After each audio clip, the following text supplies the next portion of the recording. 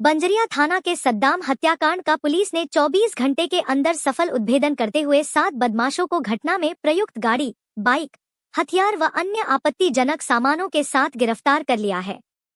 खबर विस्तार से। बुधवार को बंजरिया थाना क्षेत्र के चैलाहा कोठी में हुए हत्याकांड का पुलिस ने सफल व सही उद्भेदन करते हुए 7 बदमाशों को गिरफ्तार कर लिया है। उक्त जानकारी सदर 1 के डीएसपी दिलीप कुमार ने आज थाना परिसर में प्रेसवार्ता कर पत्रकारों को दी। उन्होंने बताया कि गिरफ्तार बदमाशों के पास से मृतक की बाइक, घटना में प्रयुक्त हथियार, घटना में प्रयुक्त 4 पहिया वाहन व बदमाशों का मोबाइल बरामद किया गया है। उन्होंने बताया कि घटना में शामिल शार्प शूटर, रैकिंग करने वाले व शूटर को आश्रय देने वाले को भी गिरफ्तार कर लिया गया है। उन्होंने बताया कि रुपए के लेन देन में उसकी हत्या की गई है। जी सर, बताएं।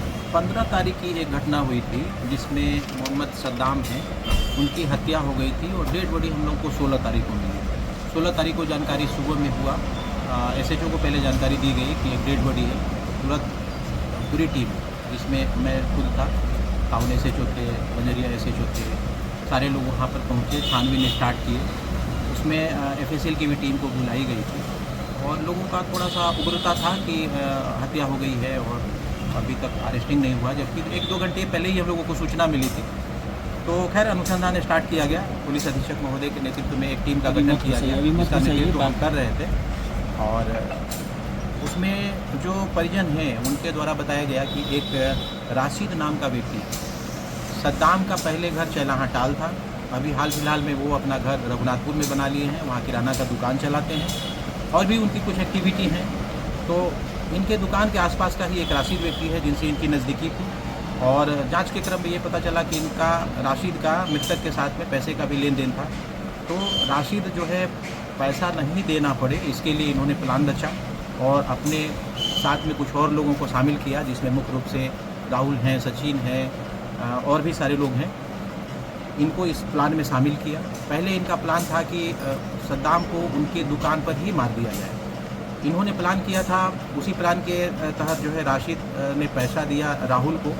राहुल हथियार खरीदते हैं किसी व्यक्ति से और हथियार के साथ में लगातार प्रयास करते हैं कि दुकान पर उसकी हत्या कर दी जाए। और इन्होंने एक डेट भी तय किया था कि 1 से 10 तारीख के बीच में इसकी हत्या कर दी जाए। मुख्य कारण ये था कि दुकान पर मारेंगे तो किसी को डाउट नहीं होगा और पुलिस जो है भ्रम की स्थिति में रहेगी। उनको ये पता नहीं चलेगा कि किस वजह से हत्या हुआ है और लोगों में इस बात की हो जाएगी कि लूटपाट के क्रम में इनकी हत्या हो गई है। लेकिन जो शूटर्स थे, जिसमें मुख्य रूप से सचिन थे और लोग भी थे, राहुल खुद भी रेकी में जाया करते थे अपने 4 व्हीलर से। राहुल होते थे आगे आगे, लाइनिंग का काम राशिद करते थे, चूँकि उनका घर जो है दुकान के आसपास में ही होता था। तो राशिद वहाँ से लाइनिंग देते थे, राहुल रेकी करते थे और उसके पीछे पीछे मोटरसाइकिल से 2 शूटर्स हुआ करता था और भी बीच बीच में शूटर्स बदलते रहे, लाइनर भी बदलते रहे। तो इसमें टोटल जो इस पूरे काम में है लगभग 10 लोगों का हाथ है इस पूरे इस क्राइम को करने में। कुछ लोग हथियार खरीदने वाले हैं, कुछ बेचने वाले हैं, कुछ रेकी करने वाले हैं, कुछ हत्या करने वाले हैं। हत्या के बाद में जो मृतक का जो सामान है, जैसे घड़ी है, उनका चाबी है, उनका मोबाइल है, उसको डिस्पोजल करने में है। तो टोटल लगभग 10 लोगों की इसमें संलिप्तता आई है, जिसमें से 7 लोगों की गिरफ्तारी हो चुकी है। तो प्लान ये हुआ कि जब ये प्लान किए कि दुकान पर मारना है तो शूटर्स इनकार कर गए कि यहाँ से मार के हम नहीं भाग सकते हैं क्योंकि भीड़ भाड़ वाली इलाका है। तो बाद में हुआ कि ठीक है, राशिद ये इनको विश्वास दिलाए कि अपने गुड फेथ में हम आपके ही यहाँ लेकर के आ जाएंगे। आगे बताना चाहेंगे कि ये जो राहुल हैं, जो घटना स्थल है जहाँ से डेड बॉडी मिली है, वहाँ से 1-1.5 किलोमीटर पर इनकी एक क्लिनिक चलती है। वो क्लिनिक है इनका, वहाँ अच्छा खासा ज़मीन है, लगभग इनके पूरे परिवार को मिला के देखा जाए तो लगभग 1 बीघा के आसपास में ज़मीन है। उसको घेर घार के क्लिनिक का रूप दिए हुए हैं। राशिद ये प्लान करते हैं कि उसी क्लिनिक पर हम इसको लेके आ जाएंगे और प्लान के अनुसार लाए भी। लाने के बाद में उसी क्लिनिक में इनकी हत्या कर दी जाती है। हत्या करने में जो है राशिद, राहुल, सचिन और लोग भी इन्वॉल्व हैं।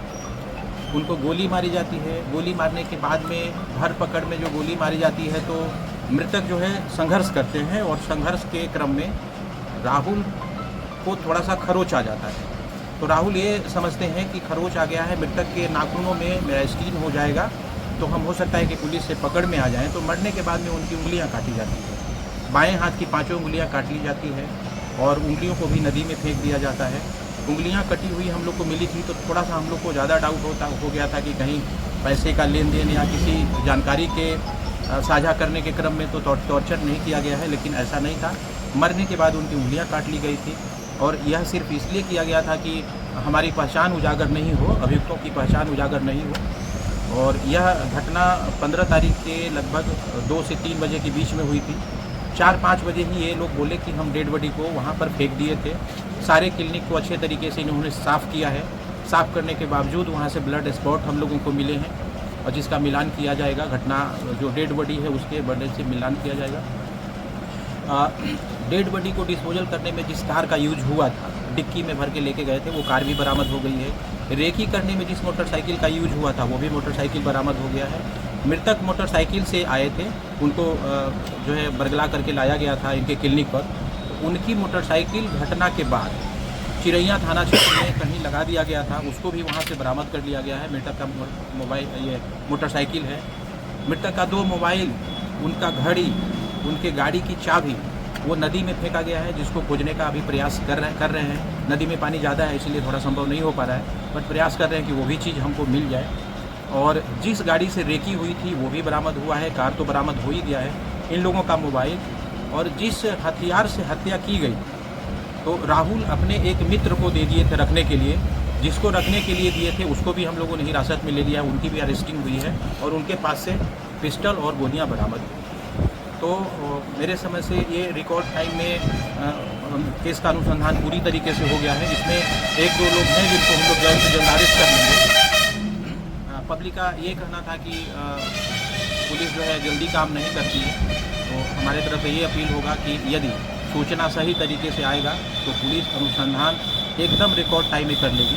कभी कभी हम लोग को सूचना सही तरीके से नहीं आता है और कुछ लोग इसमें बाधा भी उत्पन्न करते हैं अनुसंधान करने में, तो उसकी वजह से थोड़ी लेट हो जाती है। लेकिन इसमें हम ये कहेंगे कि मृतक के परिजन की तरफ से अच्छी सूचना दी गई और उसका जो है हम लोग बारीकी से समीक्षा करते हुए, विश्लेषण करते हुए इसमें शामिल लगभग सभी अभियुक्तों को गिरफ्तार कर लिए हैं। हमारे पास में पुख्ता सबूत है इनको मर्डर करने का। कारण ये है कि राशि को जो मृतक है 10 लाख रुपया दिए थे और मांग रहे थे पैसा, तो पैसा न देना पड़े इसके लिए इन्होंने हत्या किया। और मृतक के एक 4 व्हीलर गाड़ी है जिस गाड़ी से राशि का दिया हुआ 3 लाख का चेक भी बरामद हुआ है। इस संबंध में परिजन का कहना है कि ये बार बार टाइम ले रहे थे, इसलिए चेक को बैंक में नहीं डाला गया और वो चेक ऐसा ही रह गया। तो ये पूरी कहानी है। इस घटना में सर पहले भी किसी की गिरफ्तारी हुई है?